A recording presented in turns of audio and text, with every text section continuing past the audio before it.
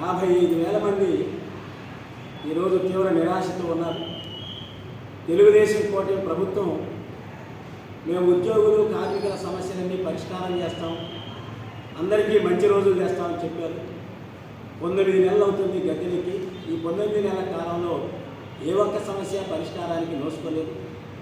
గతంలో ఇచ్చిన హామీలు కానీ మొన్న జూలైలో జరిగిన సమ్మె సందర్భంగా సమ్మెకాలం జీతం ఇస్తామన్నటువంటి హామీల్ని అమలు చేయకుండా నెలల తరబడి ఈ ప్రభుత్వం కాలయాపన చేస్తూ ఉంది.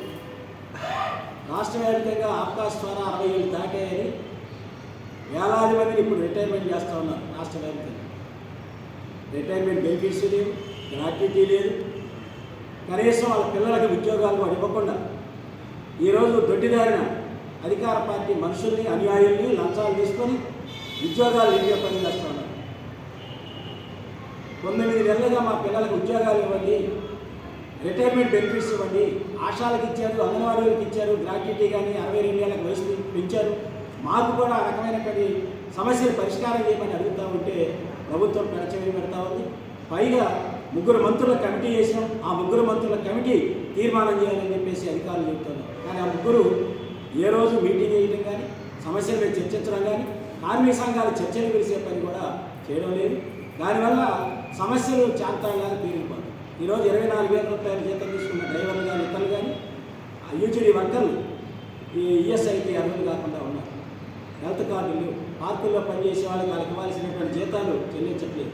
ఎన్ఎంఆర్ దశాబ్దాల తరబడి పనిచేస్తున్నా కేవలం 13,000 రూపాయలు ఇచ్చి చేతులు దులిపేసుకున్నారు. పిఎఫ్ లేదు, ఈఎస్ఐ లేదు. అట్లాగే బదిలీ కార్మికులు, కోవిడ్ కార్మికులు, ఎన్ఎంఆర్ ఎంబుక్ కార్మికులు డైలీ వేజ్ ఈరోజు రాష్ట్ర ప్రభుత్వం కొత్త దోపిడీకి ప్రారంభించింది. 700 రూపాయలు ఇవ్వాల్సిన జీతం స్థానంలో 450 రూపాయలు ఇచ్చి దొడ్డిదారిన కొత్త వాళ్ళు నియమిస్తున్నారు. ఈ రకంగా రాబోయే రోజుల్లో దీర్ఘకాలికంగా పనిచేస్తున్న కార్మికులకి డైలీ వేజ్ కార్మికుల మధ్య పోటీ పెట్టి వేతనాలు దిగ్గొయ్యాలనేటువంటి కుట్రలు ఈరోజు రాష్ట్ర ప్రభుత్వం కొనసాగిస్తూ ఉంది. మరోవైపు సర్వం ప్రైవేటీకరణ పేరుతో మున్సిపాలిటీల్లో రోడ్లు ప్రైవేట్ పరం చేస్తూ ఉన్నారు. వర్కర్ల పనిని కూడా వర్క్ అవుట్ సోర్సింగ్ ఇచ్చి కార్మికుల మెడ కత్తిరించేటువంటి పద్ధతులు పాల్పడుతూ ఉన్నారు. ఇటువంటి డిమాండ్ల పరిష్కారం కోసం అట్లాగే 2.5 సంవత్సరాలు దాటిపోయిన జీతాలు పెరిగి 2.5 సంవత్సరాలైనా ఇంతవరకు ఆ ప్రభుత్వం కానీ ఈ ప్రభుత్వం కానీ కార్మికుల జీతాలు పెంచాలనే ఆలోచనలు లేరు. కాబట్టి 12వ PRCని ఎప్పుడు ప్రకటిస్తారు, 12వ PRC ప్రకారం ఉద్యోగులు కార్మికులందరి జీతాలు ఎప్పుడు పెంచుతారో ఈ రాష్ట్ర ప్రభుత్వం కార్మికులకి ఉద్యోగులకి చెప్పాలి.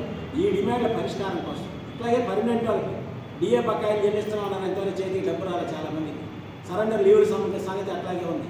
ఇతర పెండింగ్ సమస్యలు పరిష్కారం కావట్లేదు. ఈ సమస్యల పరిష్కారం కోసం రాబోయే రోజుల్లో బడ్జెట్ సమావేశాల సందర్భంగా రాష్ట్ర వ్యాప్తంగా పెద్ద ఎత్తున క్యాంపెయిన్ చేయాలనుకున్నాం.